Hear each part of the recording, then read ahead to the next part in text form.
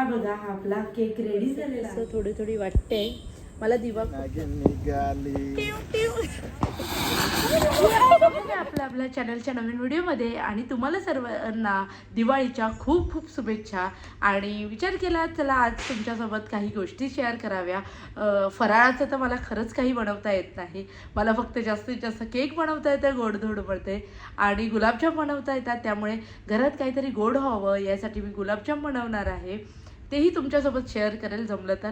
आणि केकच्या ज्या डिझाईन आहे तेही तुमच्यासोबत शेअर करणार आहे. तर चला बघूया आजचा दिवस हा कसा जातो. आणि जर आपल्या चॅनलवर नवीन असाल तर आपल्या चॅनलला सबस्क्राईब करायला विसरूचे. केक आहे त्यानंतर एक अर्धा किलोचा केक आहे. पटकन हे आयसिंग करून आणि हे गुलाबजामसाठी पीठ मळून ठेवलेलं आहे. जे गुलाबजामचं पॅकेट आणलं होतं. एका साईडनं हे गुलाबजाम तळणं चालू आहे आणि एका साईडनं ही साखरेचा पाक करायला लागलाय. कारण केकसुद्धा करायचे आहे, केक डिलेवरी करायची आहे. त्यामुळे जे काय लवकर होत असेल ते मी पटापट करून टाकते. छान असं गोल्डन कलर आलेला आहे. गुलाबजाम रेडी झालेले आहेत. केकचं पूर्ण क्रीमिंग करून झाली, त्यानंतर गुलाबजाम करून झाले. आणि मग विचार केला पप्पाने हे माझ्यासाठी ड्रायफ्रूट्स आणले होते. कारण दरवर्षी ते मिठाईच्या जागी हे ड्रायफ्रूट्स तसं स्टोअर करण्यासाठी मी हे रिलायन्समधून हे कंटेनरचा सेट आणलेला होता आणि खूप छान भेटलं आहे मला कंटेनरचं सेट. हे 1800 सेट आहे, पीस आहेत, सॉरी 1800 पीस आहेत आणि ते फक्त 499 म्हणजे 500 रुपयापर्यंत होते. हे सगळं मी जे भरायचं आहे ते पूर्ण असं स्वच्छ केलं, धुतलं आणि हे सुकत घातले होते. त्यानंतर हे आता यामध्ये भरून ठेवते.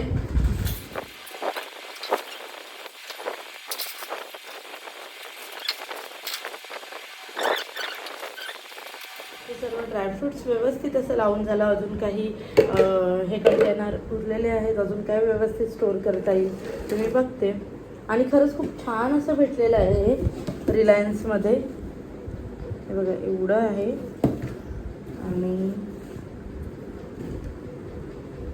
आणि ह्या कंटेनरची साईज पण इकडे लिहिलेली आहे. एक मिनिट दाखवते. हां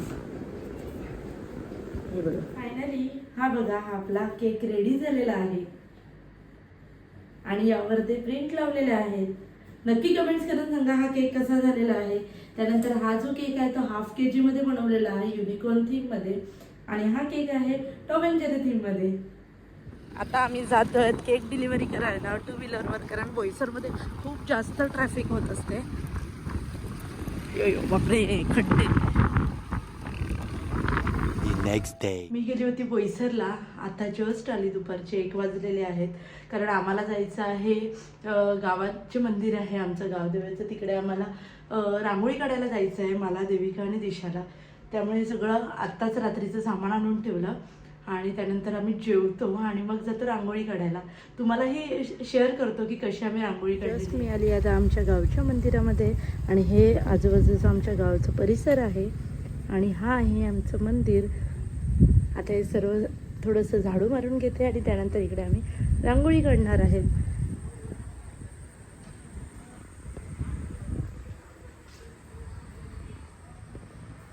आमची माणसं आत्ता आलेली आहेत रांगोळी काढायला. चला पटापट घाई करा आणि घरी जाऊन आपल्याला पण दिवे लावायचे.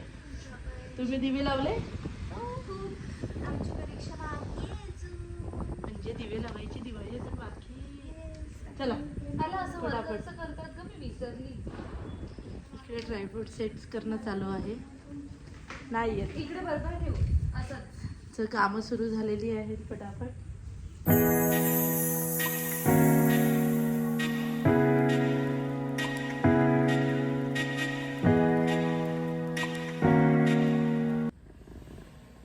आणि इकडे आम्ही मंदिराच्या गाभाऱ्यामध्ये छान रांगोळी काढत बघायला जाऊया की दिशाने किती कंप्लीट केलेलं आहे.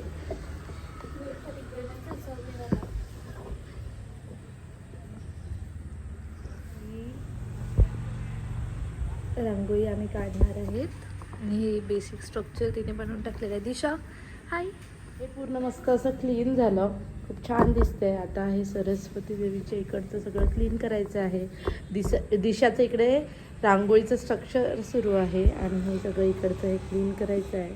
इकडची ही सिंपल असं रांगोळी तयार झालेली आहे. फायनल लुक तुम्हाला लवकरच दिसेल.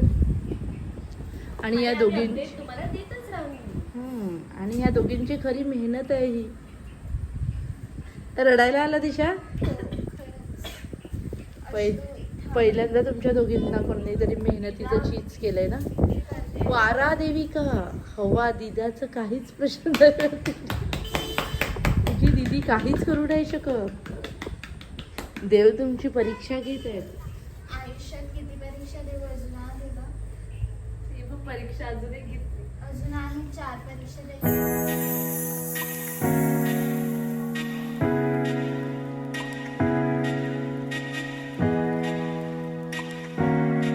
आता ही जी रांगोळी आहे ही काढायला लावलंय आणि परफेक्ट असं थोडी थोडी वाटते. मला दिवा खूप जास्त आवडला कारण एकदम असा प्रज्वलित दिसतो. कारण तो दिशाने काढलाय. आणि देवीकडे काय काढलंय? बांगडी. मला तेव्हा कशी केली दिशा. तर आता आम्ही तिचं कितव्यांदा तिसऱ्यांदा ओठ काढलेले आहेत. तिचं तोंडच दाबलाय ना. व्यवस्थित चेहऱ्यावरचं स्माईल यायला पाहिजे तशी स्माईल नाही. हा म्हणजे ना असं खूपदा चांगली आलेले पण ना म्हणजे असं मनाला समाधान नाही होते की करेक्ट आहे. दीदी अशी बघ किती छान आहे.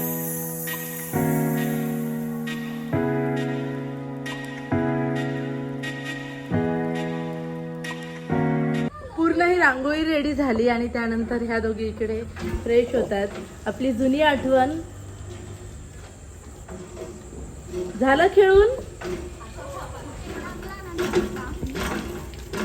ही आमची रांगोळी रेडी झालेली आहे. नक्की कमेंट्स करून सांगा तुम्हाला ही रांगोळी आवडली का. आणि जस्ट ट्राय केलेली पण खूप छान रांगोळी दिसते. आणि हे मंदिर कसं बाहेरून दिसतं तेही पूर्ण शूट यामध्ये नक्की बघायला विसरू नका.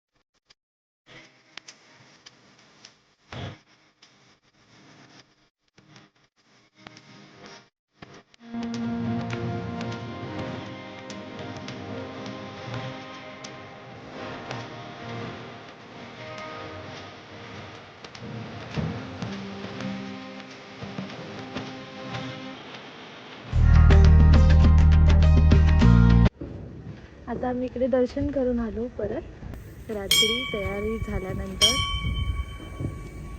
आणि हे आमचे ट्रायपॉड घेऊन चाललेले आहेत मॅडम. आम्ही फोटोशूट पण केलेला आहे तर तुम्हाला इन्स्टावर दिसेल. आणि तिथे आमचे भाऊ थांबले आहेत. तर इकडे हे काय आहेत सचिनदा? नागाच्या गोळ्या. नागाच्या असं लहान पोरांचे प्रकार हे दोघं जण करत आहेत. काय बोलू या दोघांना मी. आपले हे त्यामुळे त्याच्या पिशवीतच टाकल्यात. दीदी तुला काय बोलायचं या नागाच्या गोळीवर? मला हेच आवडतंय फटाक्यामध्ये. नागाच्या गोळ्या आणि हे. हाय तुला काय रे हे? नागाच्या गोळ्या आहेत. आवडतं तुला? हो आणि तुला सगळे येतात का फटाके फोडता? हो. हे पण लावायची का? नंतर टाकू थांब. आधी हे उद्या हा म्हणजे इथे बघ खाली पडली. नाग आले. एकदा ठेवून द्या पूर्ण. आपाप लागतात ते. एकदा आग लागली ना. नागिन निघाली. हे गेलं पाहिजे. हे गेलं पाहिजे दीदी प्लीज. मला थोडा थांबेल तर अजून आगच लागलेला.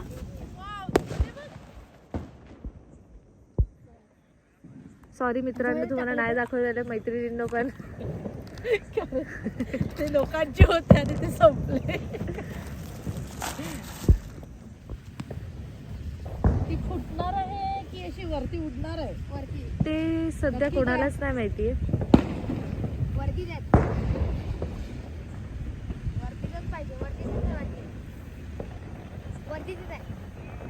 हा,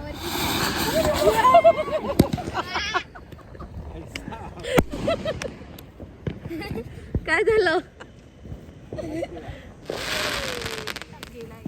आणि इकडे स्वच्छ भारत अभियान चालू झालेलं आहे. स्वच्छ बेटेगावचं ग्राउंड आहे. अजून आहेत.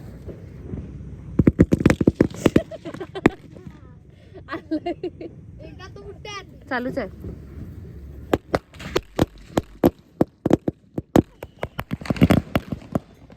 आणि हा आमच्या सचिनदाचा साथी आहे, त्यांच्यासोबत ते करत आहे, फटाके फोडत आहे. आणि हा आमचा कच्चा लिंबू, तिला फक्त पाऊस, नागाची गोळी हेच आवडतात. इकडे झाले काय करू? आडोसा. हवा आहे. आणि तिथे इकडे आडोसा देत आहे. वा, तर सुरसुरी ती माझ्या अंगावर आली असती तर मी पण अशी बघत होती. आणि इकडे बघा असे छान असे लाईनीत आम्ही पाऊस उभे केलेले आहेत त्यांना शिस्तीत. एका लाईनीत उभे राहा परांना. आता तुम्हाला जळवायचं. असं असं करायचं.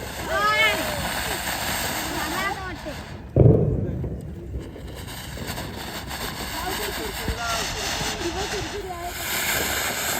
अजून आहे ना त्या सुरसुरीवरून लाव.